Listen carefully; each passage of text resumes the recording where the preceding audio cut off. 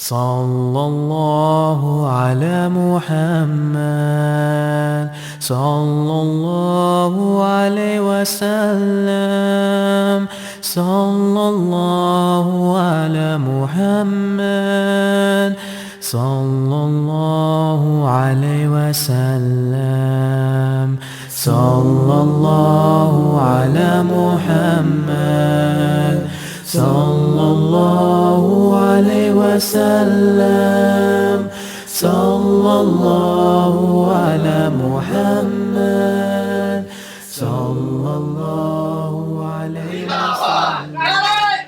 نعرہ تکبیر، نعرہ رسالت، شیخ الاسلام، پیر ہمارے، نور والے، پیر ہمارے، نور والے، پیر ہمارے، نور والے.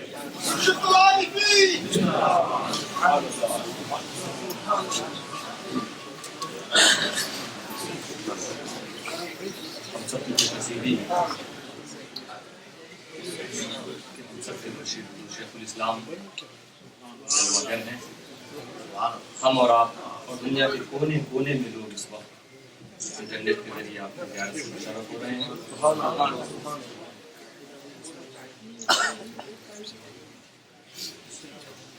ان اللہ وملائکتہ یصلون علی النبی یا ایھا الذین آمنوا صلوا علیہ وسلموا تسلیما.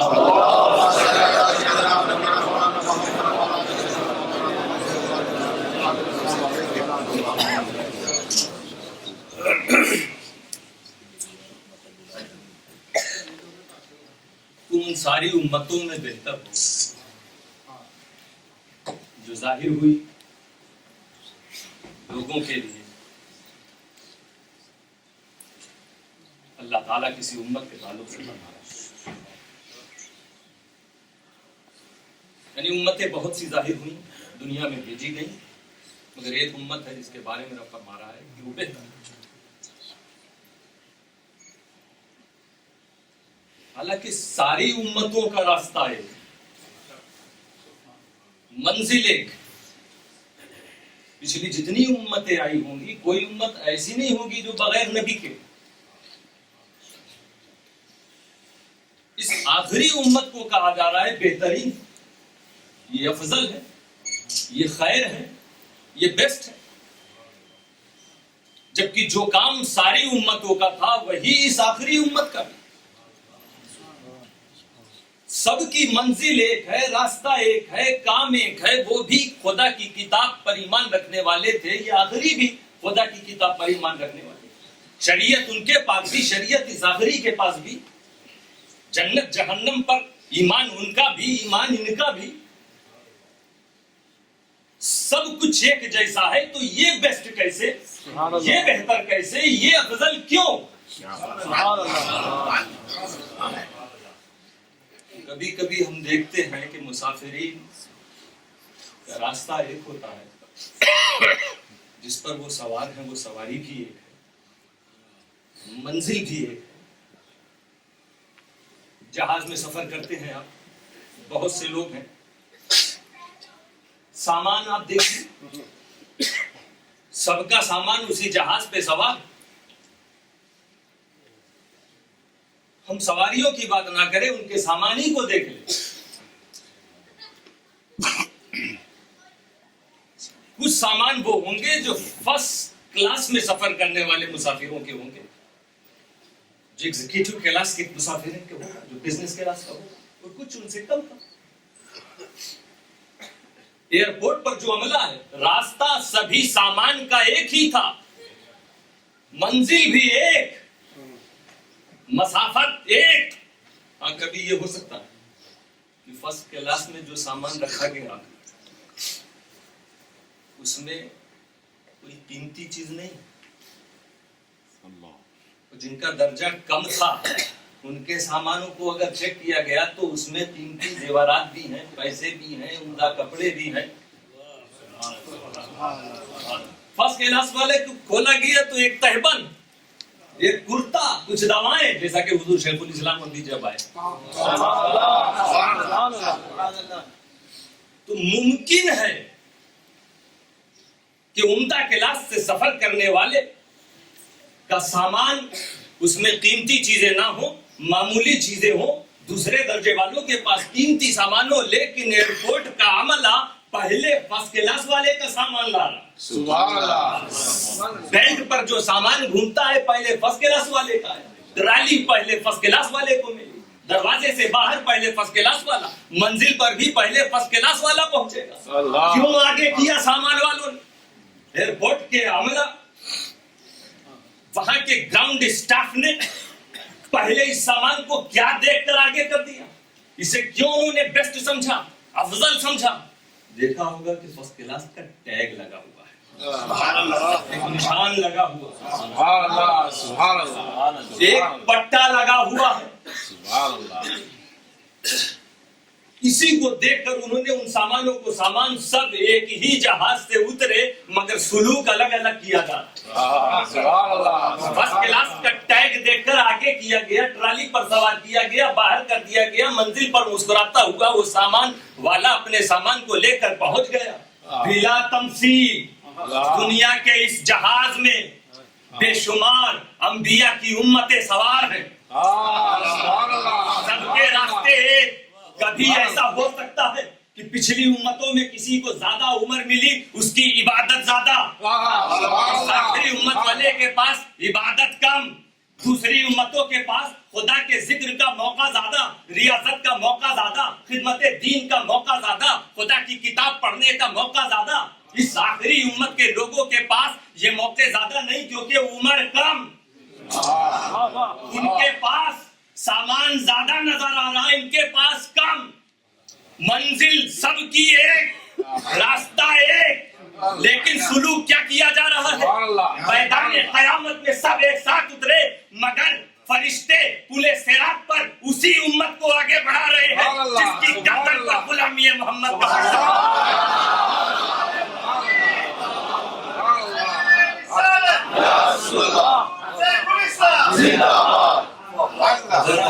اسلام اپنی تفسیر میں فرماتے ہیں تم بہترین امت ہوئے کیوں؟ خیر الانبیاء کی پاک ذات سے نسبت غلامی نے تمہیں خیر الامت، تمہارے دین کو خیر الادیان، تمہارے لیے نازل شدہ کتاب کو خیر الکتب، تمہارے زمانے کو خیر الادیان بنا دیا. کس نے؟ نسبت نے بنایا، نسبت نے بنایا. یہ نسبت کا فیض ہوتا ہے دوستو. سچ بات ہم اور آپ دیکھتے ہی ہیں، نسبت کے کمال کو، نسبت کے فیضان کو. نائی کی دکان پر لاکھوں کروڑوں کی تعداد میں بال پڑے ہوئے، لاکھوں کی سنکھیا میں، لاکھوں کی کوانٹیٹی میں، گنتی میں بال پڑے ہیں، ایک آدمی بھی دیکھنے والا نہیں. لیکن اگر کسی بال کے تعلق سے یہ معلوم ہو جائے کہ اس بال کو مصطفیٰ سے نسبت ہے، ایک بال ہوگا لاکھوں کی. جس گھرانے کو مصطفیٰ سے نسبت ہو جائے، گھرانے جیسا گھرانہ ہی نہیں، ایسے گھرانے، پورے گھرانے، گھرانے کے خاص خاص لوگوں کے بارے میں نہیں، گھرانے کے علماء کے بارے میں نہیں، گھرانے کے اولیاء کے بارے میں نہیں، بلکہ اس گھرانے کے ایک ایک بچے کے بارے میں بریلی کا تاجدار کہتا نظر آئے گا کہ تیری نسل پاک میں ہے بچہ بچہ نور کا، تو ہے عین نور تیرا. آیت کریمہ کا بیک گراؤنڈ بڑی تیزی سے بات کرنا پڑ رہا ہے وقت، کیونکہ ہمارا ہر جگہ مارا جاتا ہے. میں خاص طور سے UK کا جو میرا ایکسپیرینس ہے وہ یہی ہے کہ مجھے اب فیصلہ کرنا پڑے گا کہ مجھے بیچ میں رکھا جائے، لیکن مقتدر علماء خطبہ کی بات بولنا اور پھر وقت میں بھی گنجائش نہ رہ جائے بڑا مشکل کام ہوتا ہے. یہودی علماء حضرت عبداللہ ابن مسعود، حضرت معاذ بن جبل، حضرت ابی بن کعب اور دوسرے صحابہ کے پاس آ کر کہنے لگے کہ تم نے مسلمانوں میں کیا خاص بات دیکھ لی کہ تم ہم سے ٹوٹ کر ان کی محبت تمہارے دلوں میں آ گئی، ہم سے الگ ہو گئے. ان صحابہ نے جواب دیا یہ بہترین قوم ہے، ان کا دین بہترین دین ہے، یہ افضل الانبیاء کے امتی، اس لیے ہم بھی بنے، اس لیے ہمیں ان سے محبت ہے، اس لیے ہم ان کی امت کا ایک فرد بنے. وہ کہنے لگے نہیں، غلط، سب سے بہترین دین یہودیت ہے. سب سے بہترین قوم بنی اسرائیل کی ہے، ہم لوگوں کی. خود دیکھ لو تمہارے قرآن میں، مسلمانوں کے قرآن میں آیا انی فضلتکم علی العالمین کہ میں نے بنی اسرائیل کو سارے عالم پر فضیلت دی. رب قدیر نے آیت کریمہ نازل کی، ان یہودیوں کا رد کیا اور ان صحابہ کا سپورٹ کیا، ان کی تائید کی، اور آیت کریمہ نازل ہوئی کہ اب تک جتنی امتیں ظاہر ہوئی ہوں گی سب اپنے اپنے زمانے میں افضل، اگر مصطفیٰ کے غلاموں کے آ جانے کے بعد ان سے زیادہ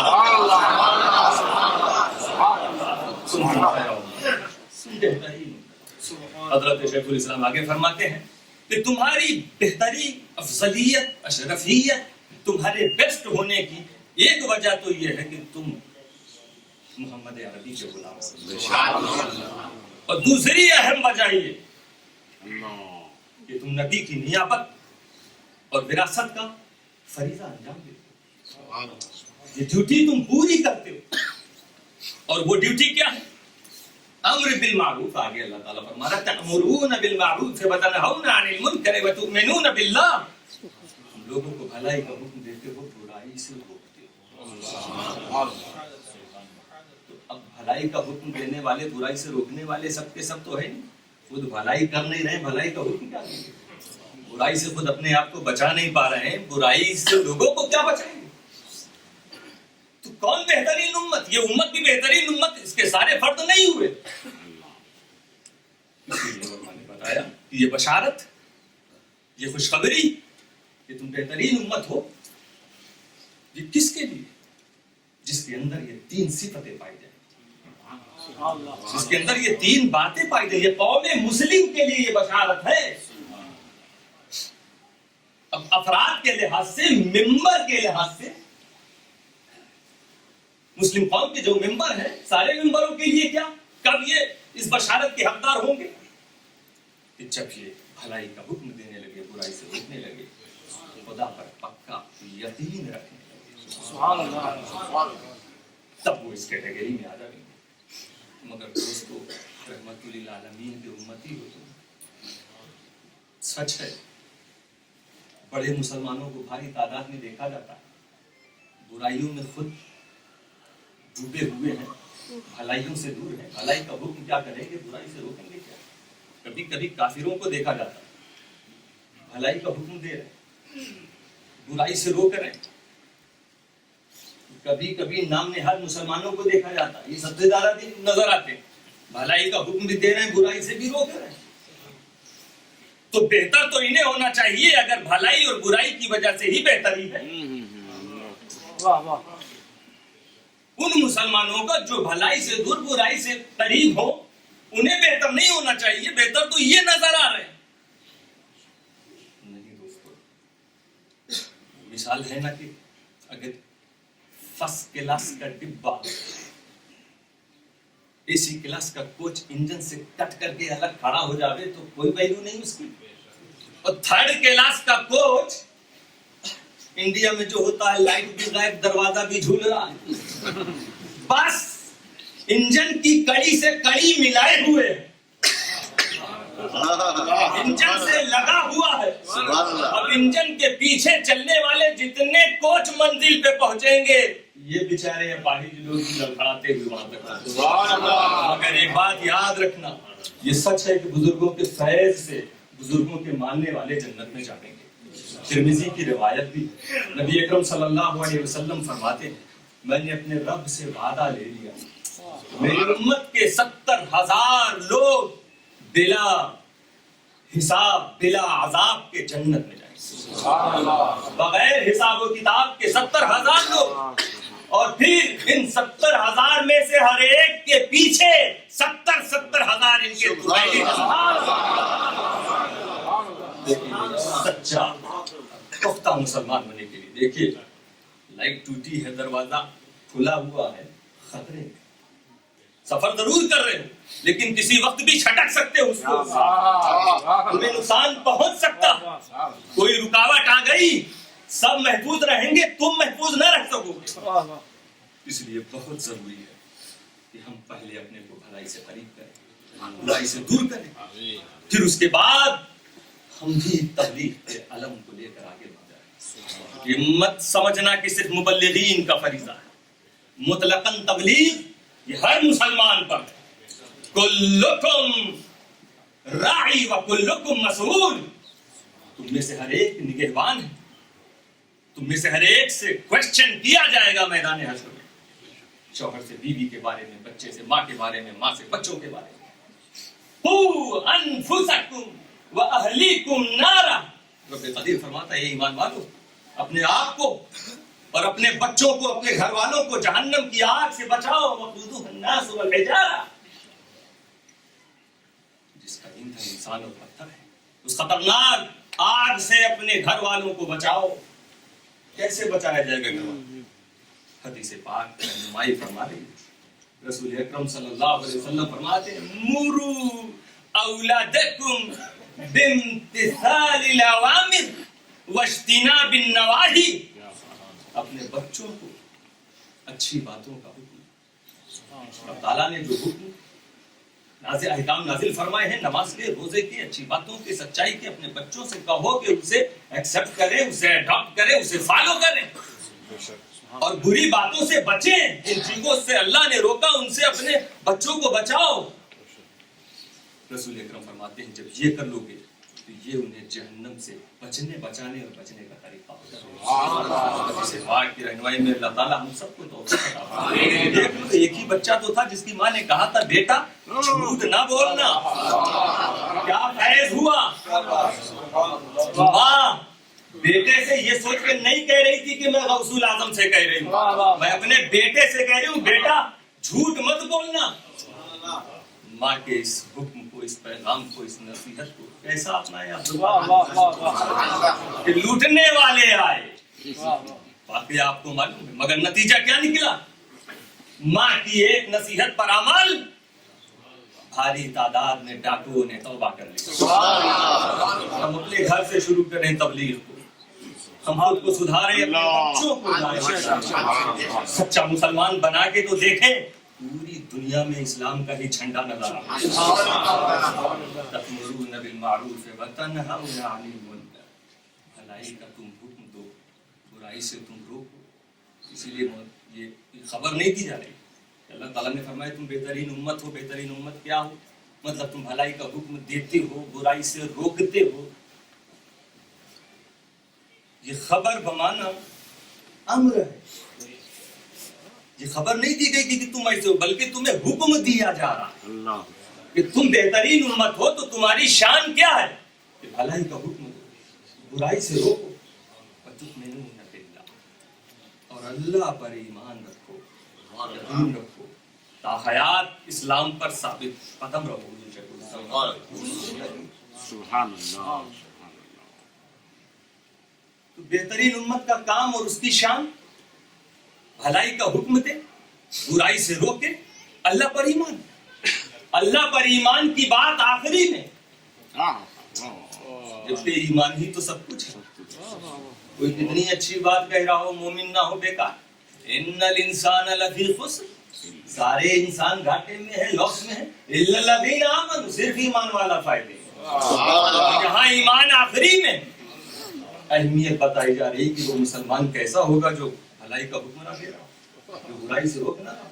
دوسری بات حضرت شیخ الاسلام نے تفسیر میں فرمایا, آئیے اسے سمجھنے کی کوشش کریں. کیوں ایمان بعد میں, امر بالمعروف نہیں انل منکر پہلے. ایمان باللہ کا تعلق اللہ تعالیٰ سے. ایک انسان مومن ہے, مسلمان ہے, یہ اس کے لیے فائدے مند. رب تعالیٰ نے فرمایا نہیں, مومن فائدے میں ہے اور کوئی فائدے میں نہیں. ہاں فائدے میں ہے مومن. ایمان لے آیا, اسلام پر آخری وقت ثابت قدم رہا, جنت میں چلا جائے گا. رب کی رضا اسے حاصل ہو جائے گی, عذاب سے بچا لیا جائے گا, مشکلات اس کے سامنے نہیں آئیں گی. اسے جتنا فائدہ ملنا چاہیے وہ فائدہ مل جائے گا. ایک شخص جو مومن ہے وہ اپنی منزل جنت تک سلامتی سے پہنچ گیا. لیکن اگر کوئی مومن ایسا ہے جو تبلیغ کے میدان میں امر بالمعروف اور نہیں انیل منکر کا پرچم لے کر غوث اعظم بن کر آ جاوے تو اکیلا وہ مومن جنت میں نہیں جائے گا بلکہ اپنے ساتھ لاکھوں کو جنت میں لے جائے گا۔ ایمان باللہ کا تعلق اللہ تعالیٰ سے، اس کے ذریعے انسان اپنے کو بچا سکتا ہے، اپنے کو نفع میں رکھ سکتا ہے، اپنی مغفرت، اس کی اپنی مغفرت ہو جائے گی، اسے نجات مل جائے گی۔ لیکن امر بالمعروف و نہی عن المنکر یہ وہ چیز ہے جس سے سارے انسانوں کے مغفرت اور نجات کے راستے کھلتے ہیں۔ تأمرون بالمعروف۔ اب آئیے معروف پہ بات کریں۔ یہ معروف ہے کیا چیز؟ منکر ہے کیا چیز؟ ہر اچھی چیز معروف،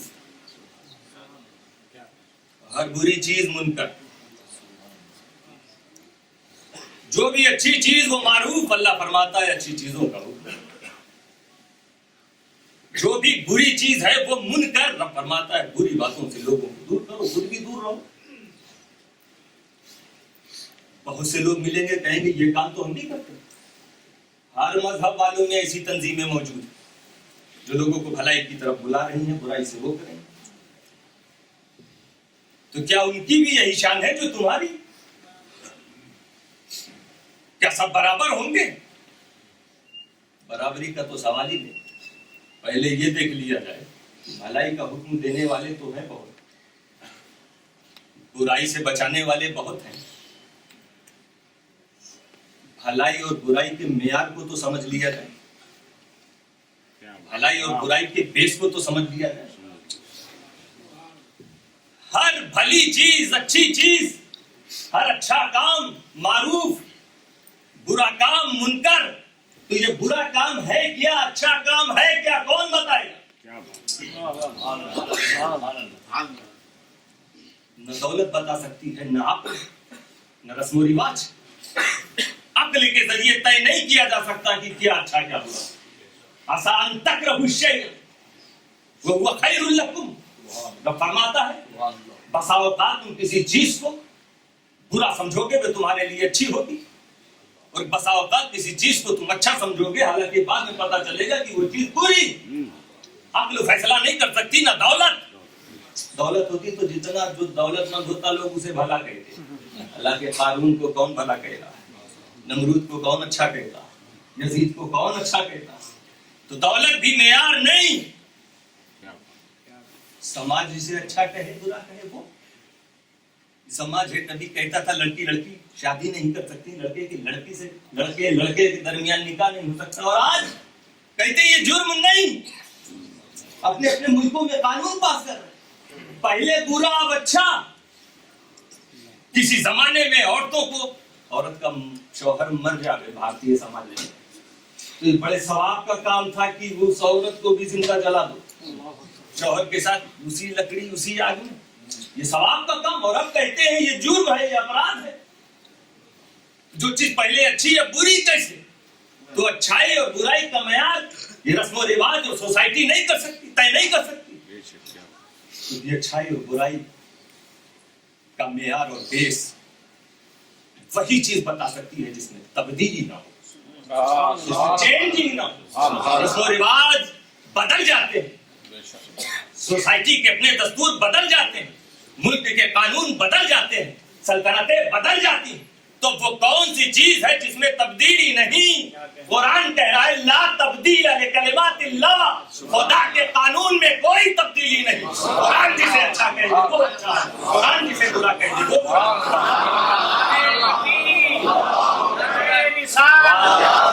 اسی قرآن کے پیغام کو پھیلانے کی ضرورت ہے۔ لوگ دشمنی پر آمادہ ہے قرآن، اس قرآن کی دشمنی آج ہر طرف لوگ سمجھ چکے ہیں کہ یہ امت مسلمہ کو ختم نہیں کیا جائے گا، ہاں انہیں قرآن سے دور کر دیا جائے، انہیں قرآن کے پیغام سے دور کر دیا جائے، کیونکہ یہ پیغام ان کے بیچ میں ہے، کوئی دوسرا سن لیتا ہے وہ بھی انہی کے بیچ میں آ جاتا ہے۔ عجیب قرآن، یہ قرآن ہی کا تو فیضان تھا کہ عمر اس کائنات کا سب سے بڑا جرم کرنے جا رہے تھے۔ کس نے روکا؟ قرآن کی چند آیتوں سے۔ بہن کے گھر جب پہنچے قرآن کی تلاوت ہو رہی، سن کے دل بدل گیا۔ تو جو اس روح زمین کا سب سے بڑا ظلم کرنے جا رہا ہو قرآن اسے عدل و انصاف کا امام بنا دے.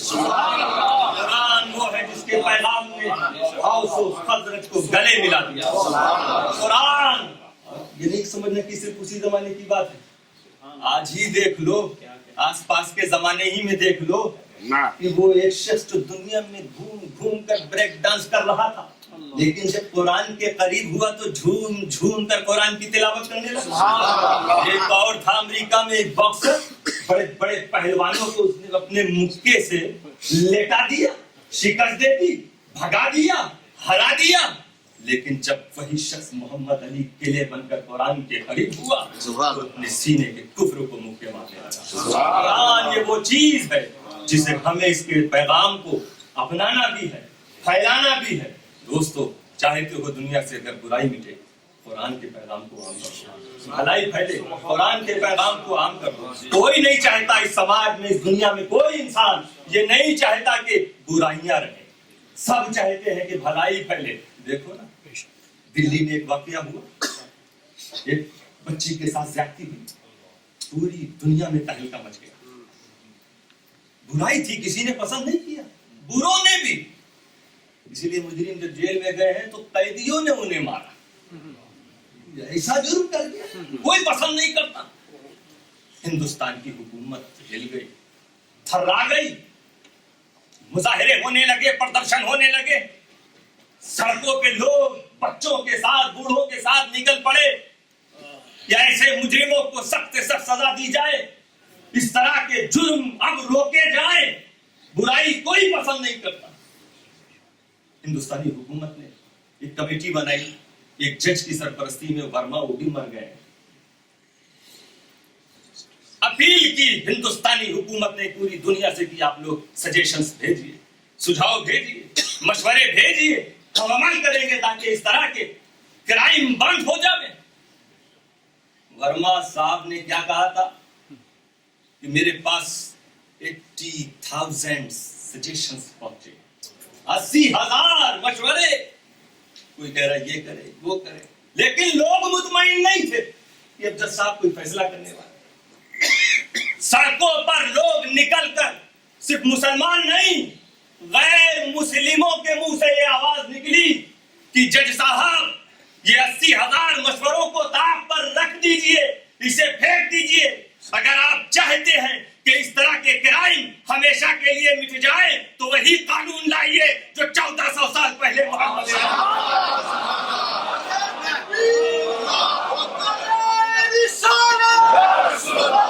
حضور شیخ الاسلام, نگاہ شیخ الاسلام. دنیا سے کرائم کو مٹانا ہے تو صرف قرآن ہی ایک ایسا نظام ہے, ایک ایسا قانون ساری دنیا سے گندگی کو دور کر سکتا. اس لیے رب تعالیٰ فرما رہا ہے تم بہترین امت ہو کیونکہ تمہارے پاس جو کتاب ہے وہ بے مثال کتاب ہے. اگر چاہو تو بھلائی کا حکم دے کے سب کو بھلا بنا دو, اگر چاہو تو برائیوں سے روک کر کے برائیوں کا صفایا کرو. قرآن میں ساری چیز کو کہ تم اپنی طرف سے نہیں کہو گے, بس 2-3 منٹ کی بات ہے نا ختم, تو اپنی طرف سے نہیں کہو گے, جو کچھ کہو گے قرآن کے ذریعے کہو گے. کیا بات ہے, جو برائی قرآن کہہ دے یہ برائی ہے اسے تم برا کہو گے. اگر میرا قرآن کہہ دے کہ 11ویں شریف کی مجلس بری تو تم کہو گے یہ بری, اور جب قرآن میں نہ ہو تو تمہیں برا کہنے کا حق کیسے؟ پہلے بڑی مجلس میلاد کے تعلق سے صحابہ کے زمانے میں نہیں ہوتا تھا, اب ہوتا ہے. کسی صحابی نے کسی دوسرے صحابی کو مفتی کہا,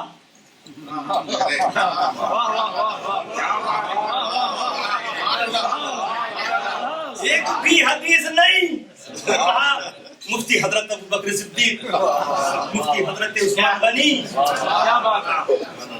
تو صحابہ نے نہیں کہا تمہارے ادارے کیسے کہتے ہیں. جو کام آج کے علماء کر رہے ہیں صحابہ کے فیضان سے, یہی کام صحابہ بھی انجام دیتے تھے. انہیں صحابی کہا گیا, اس دور میں مفتی نہیں کہا جاتا تھا, انہیں عالم و فاضل کہا گیا. فاضل بھی شاید کہیں حدیث میں نہیں ملے. یہ ساری اصطلاحات بات کی, اس پر پابندی لگے گی. کیا صحابہ کے زمانے میں بچوں کو قرآن کا درس نہیں دیا جاتا تھا؟ دیا جاتا تھا. سب کچھ تعلیم کا سلسلہ موجود تھا مگر بچوں کا گھر نہیں تھا.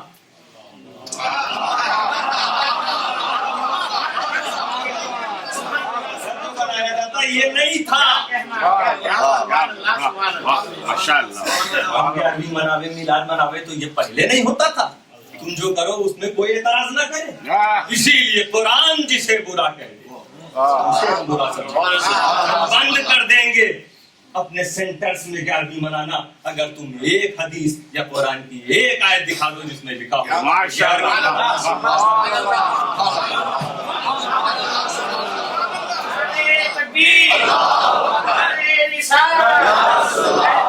حضور شیخ الاسلام خانواد اشرفیہ حضرت گرامی صلی اللہ علیہ وسلم کے لیے کھڑے ہو جائیں. اس کے بعد